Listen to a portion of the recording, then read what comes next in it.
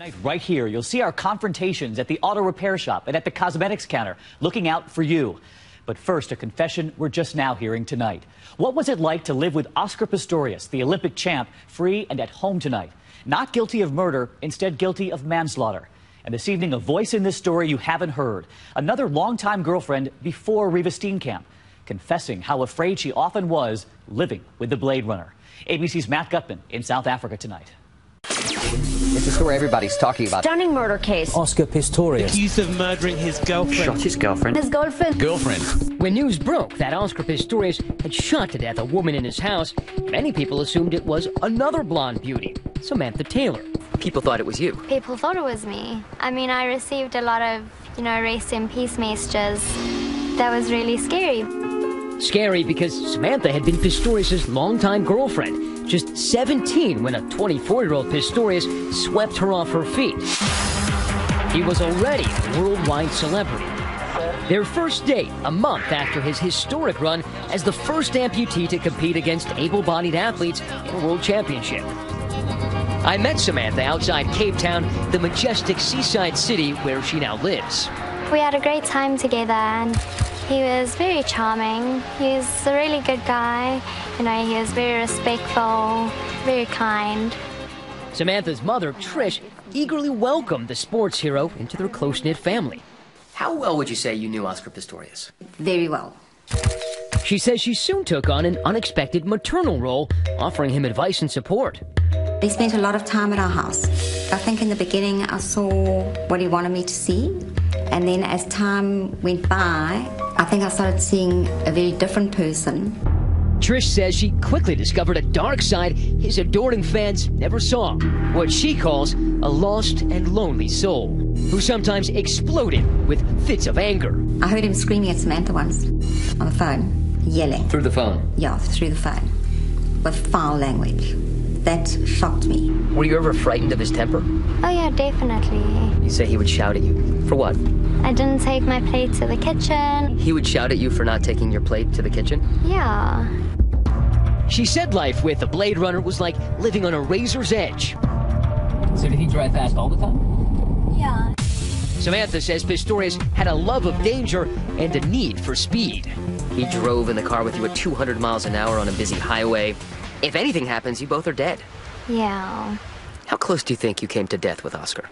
There were a couple times that were quite close. For Pistorius, she says there were no limits, not just with cars, but also with his ever-present guns. He definitely had a passion for guns. Did he always carry it with him? Yes. He didn't just carry it, he used it. Samantha was in the backseat of a car with Pistorius and a friend when Pistorius fired his gun. He shot out the roof. So before you knew it, he suddenly shot out into the roof? Yeah. How loud was it in the car? It was really loud. I got such a fright. I think Oscar was an accident waiting to happen. That is the title of the book Melinda Ferguson has co-written with Trish Taylor, detailing Samantha's 18-month-long relationship with Pistorius. He was the bullet in the chamber, the Nike ad. The guy who was always something was going to happen. In a sense, it was all leading up to some tragedy. That's because Samantha and her mother say Pistorius was deeply unstable. Not the confident champion everyone else saw, but an emotional wreck. The man some thought turned on the tears for courtroom theatrics, according to Samantha, was truly a constant crier. How many times have you heard him cry? A lot. 10, 20, 50? Probably about maybe 300. You're not exaggerating. The Olympics, she says, was his lowest point. The man who proudly held his country's flag at the Paralympics was cracking under the pressure, barely keeping a grip. He was crying to me on the phone every day, just saying how he was lonely, he didn't know what to do with his life, he was very isolated. I thought, what if he commits suicide? I was getting really, really worried about him. He had made all these promises on how he's going to see a psychologist, how he was going to change his life, and everything was going to change. But nothing did change, Samantha says, and worst of all, she says he was cheating on her. There were definitely a lot of other women in his life at the same time as me. In a lengthy email addressed to Samantha and Trish during his Olympic training, Pistorius wrote, "There are often very dark areas that haunt you. most of my adult life I've had moments that I sabotage the good that I have. Sometimes I find it easier to believe that there is darkness in others, like I know it is in me.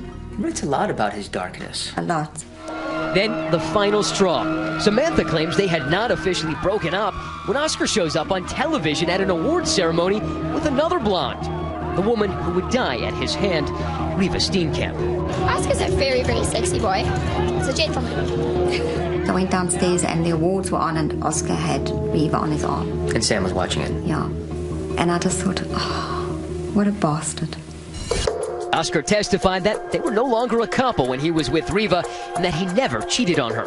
But everyone agrees that after that outing, their relationship was over. Their next meeting would be in court. Oscar got very angry.